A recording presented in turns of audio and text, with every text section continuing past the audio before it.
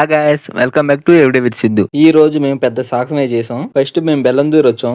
అక్కడ నుంచి డైరెక్ట్ గా వన్ డే పాస్ తీసుకొని బన్నేరు గట్టకు బయలుదేరాం. నాకేమో బస్ జర్నీ పడదు. ఎక్కడికో పిలుచుకోమంటాడు కానీ ఎక్కడికో తెలియదు మాకు. వీళ్ళందరూ అశోక్ గారు ఏందో ఇంకేదో అవుతుంది. వాడు ఆడదే ఆధారం. బెల్లందూరు నుంచి 2 hours జర్నీ చేసి వచ్చేవాడికి నా పని అయిపోయింది. ఈకలు పీకేసిన కోల్ లెక్క అయిపోయా.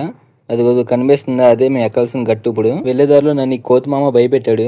నా దగ్గర బిస్కెట్ ప్యాక్ చూసి నా మీదకి వచ్చేసాడు. ఇచ్చేదాకా ఊరుకోలేదు. మేము వెళ్ళేదారి నుండి కోతులు ఉన్నాయి, భయపడితే వెళ్ళాం. మేమంతా ఈ కొండపైన ఒక పెద్ద గుడి ఒకటి ఉంది. మేము ఈ కొండతోనే ఆగిపోయాం, అక్కడ వరకు వెళ్ళలేదు. ఈ కొండ ఎక్కేపటికి ఒక్కొక్కరు స్విచ్ ఆఫ్ అయిపోయారు. మేము తెచ్చుకున్న వాటర్ మొత్తం కోతులుగా ఇచ్చేసాం. వీడు కూడా మాతో పాటు ఎక్కాడు. వీడికి మంచీలు దొరికినాయి, మాకు దొరకలేదు. ఈ వ్యూ పాయింట్ మాత్రం చాలా బాగుంది. అక్కడికి వెళ్ళి కూర్చొని ప్రశాంతంగా అనిపించింది. ఇదంతా ఫారెస్ట్ ఏరియా అంట. లోపల ఇంకా ఏముంటే మాకు తెలియదు. వచ్చేస్తున్నాం. మాకైతే నెమలీలు అరిచినట్టు సొమ్ములు అనిపించినాయి. వీడు కాసేపు డిప్రెషన్ లోకి వెళ్ళిపోయాడు. ఎంత పిలిచినా పలకట్లా.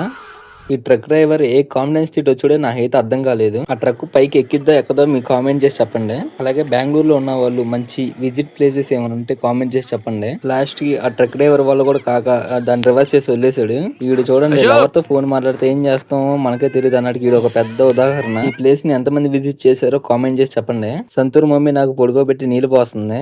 సంతూర్ మమ్మీ వీడియో ఎవరైనా చూడకపోతే డిస్క్రిప్షన్ లో పెడతా, చూడండి. వీడియో నచ్చితే సబ్స్క్రైబ్ చేయండి.